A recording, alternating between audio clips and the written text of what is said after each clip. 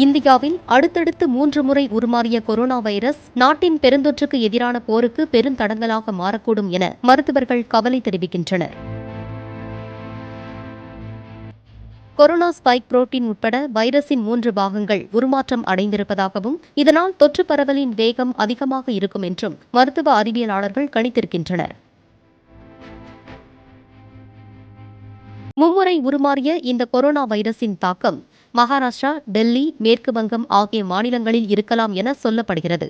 மும்முறை உருமாறிய இந்திய கொரோனா வைரஸ் குறுகிய காலத்தில் வேகமாக பரவி அதிகம் பேரை பாதிக்கக்கூடும் என மருத்துவ அறிவியலாளர்கள் அஞ்சுகின்றனர்.